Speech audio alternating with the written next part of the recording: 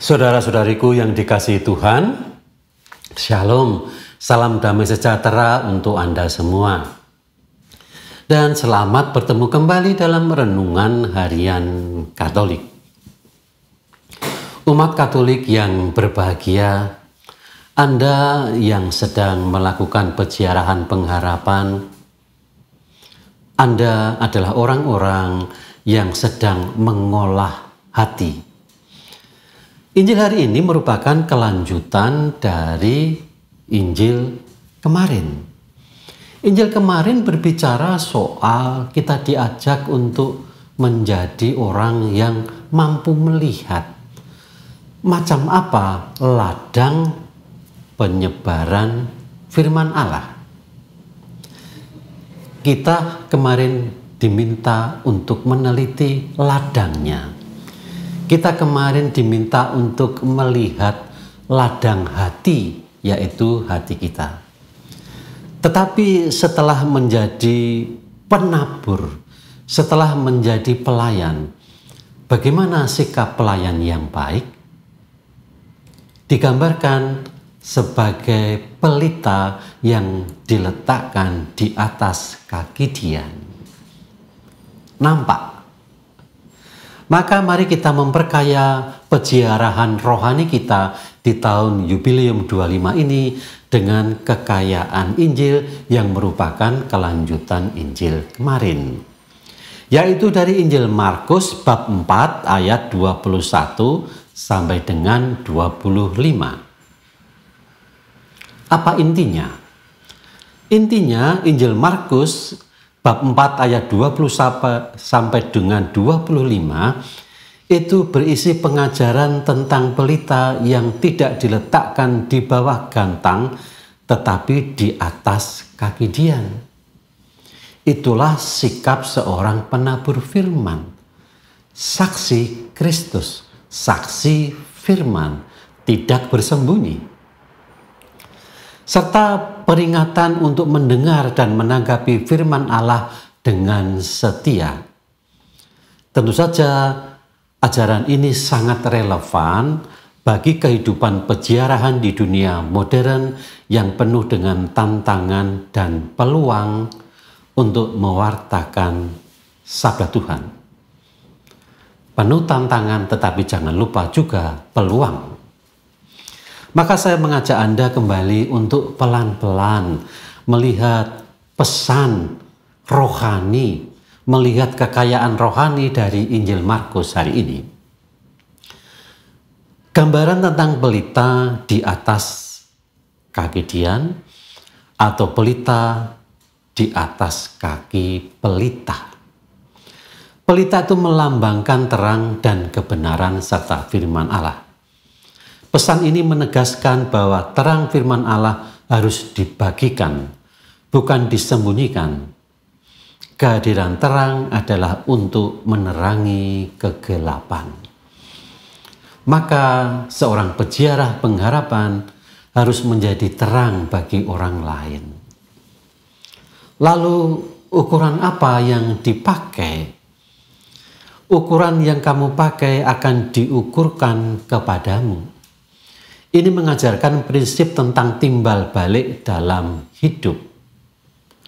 Hidup yang diletakkan di atas kaki Dian, yang menjadi terang bagi orang lain, yaitu apa? Terang kemurahan hati, terang iman, terang tanggung jawab dalam kehidupan, terang untuk membawa berkat bagi orang lain. Kita orang Katolik diberkati oleh Tuhan. Mari kita bagikan itu. Maka tanggung jawab atas firman Allah itu menjadi tanggung jawab kita bersama. Mereka yang memiliki semangat ini, yaitu menjadi pelayan firman yang diletakkan di atas kaki Dian, akan diberi banyak. Tetapi mereka yang tidak memiliki akan kehilangan bahkan apa yang mereka miliki. Apa artinya ini? Ini berbicara tentang pentingnya tanggapan yang benar terhadap firman Allah.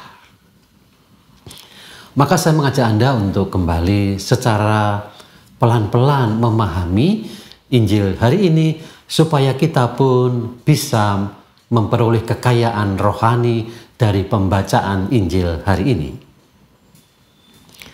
Terang ataupun dian tidak boleh disembunyikan.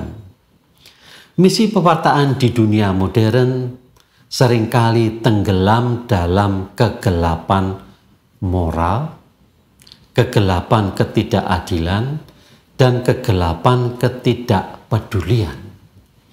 Tiga hal ini yang sering kita jumpai: kegelapan moral, kegelapan ketidakadilan, dan ketidakpedulian.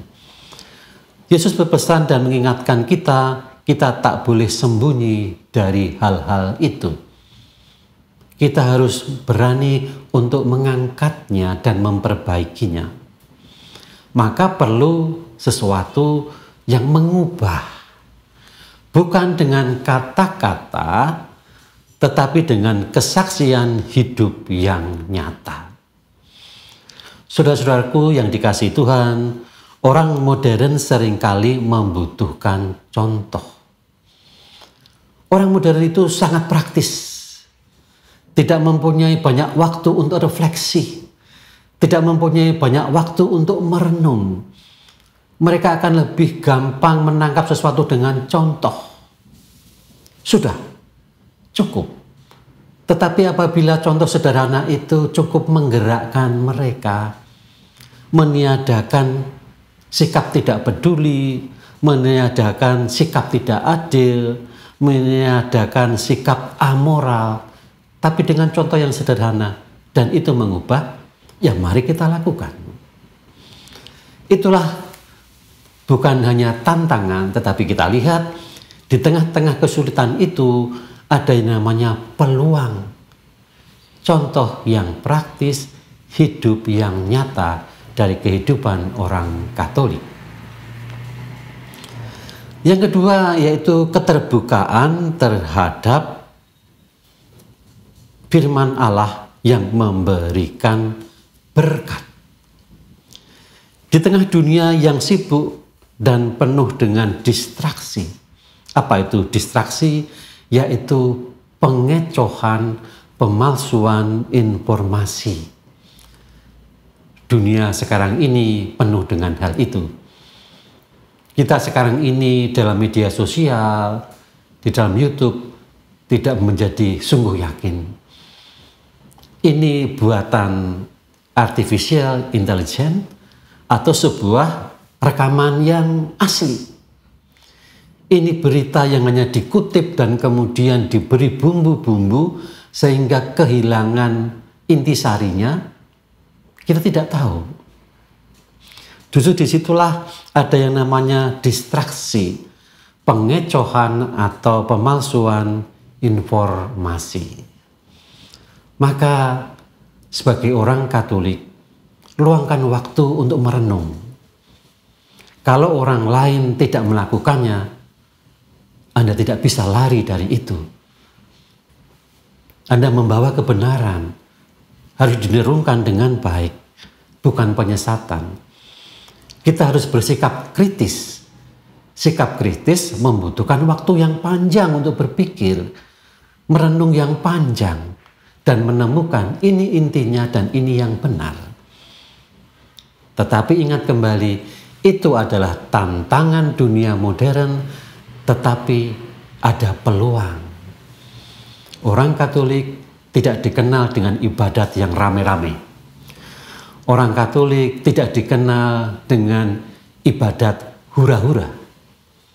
Tetapi justru dalam ibadat yang hening, orang memiliki ketajaman rohani, ketajaman berpikir, dan disitulah orang Katolik memberikan sumbangannya untuk dunia modern yang seringkali mengalami yang namanya distraksi, pengecohan informasi. Maka keterbukaan terhadap berkat rohani itu penting. Damai tenang, bahagia, kekuatan. Itu bagian yang membuat kita bisa mempertahankan diri dari distraksi informasi. Mari kita juga melihat dunia modern dalam terang Injil hari ini. Dunia informasi tentu sangat ada dalam ruang lingkup teknologi yang canggih. Maka kita harus melalui proses itu menjadi pelayan firman yang diletakkan di atas kaki Dian melalui teknologi informasi, pewartaan, melalui dunia media sosial, dan dalam dunia Katolik kita menyebutnya komunikasi sosial iman. Dalam paroki Anda pasti ada yang namanya Komsos. Di keuskupan ada yang namanya Komsos. Pertanyaannya adalah, kalau itu adalah sebuah komunikasi, apa yang Anda mau komunikasikan kalau Anda tidak punya apa-apa? Kalau itu adalah komunikasi iman di dalam media sosial, kalau Anda tidak memiliki informasi yang kuat dan terpercaya, apa yang mau Anda komunikasikan? Maka butuh waktu panjang untuk merenung, masuk dalam lingkup liturgi gereja yang memberi wawasan, berkumpul bersama dengan teman-teman dalam pendalaman iman. Apapun itu adalah sumbangan untuk hidup dunia.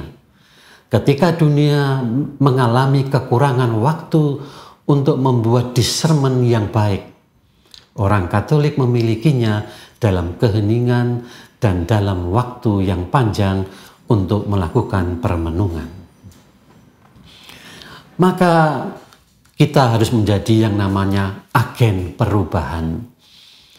Agen perubahan itu tidak harus dalam bentuk berkoar-koar, tetapi memberikan sebuah model hidup yang penuh dengan discernment. Kalau demikian, apa hal yang sangat kita butuhkan dalam dunia modern saat ini? Maka saya ingin mengajak kembali secara ringkas melihat bagaimana Injil Markus bab 4 ayat 21 sampai 25 ini mengajak kita untuk menjadi pelayan firman dan pelayan kasih yang turut ambil bagian dalam memberikan perubahan bagi dunia. Injil hari ini mengajarkan bahwa sebagai orang beriman, kita dipanggil untuk menjadi terang yang menerangi dunia dengan kasih dan kebenaran Allah yang kita renungkan, yang kita discernment, dan kemudian kita ungkapkan dalam contoh-contoh yang praktis. Dunia modern memang kehilangan waktu, tetapi mereka punya waktu untuk hal-hal yang praktis dengan contoh-contoh yang praktis. Itu sebuah peluang. Dalam dunia peziarahan modern ini kita dipanggil untuk tidak sembunyi, melainkan memancarkan terang Kristus melalui kesaksian hidup dengan contoh-contoh hidup. Pewartaan Injil, perbuatan kasih kita lakukan.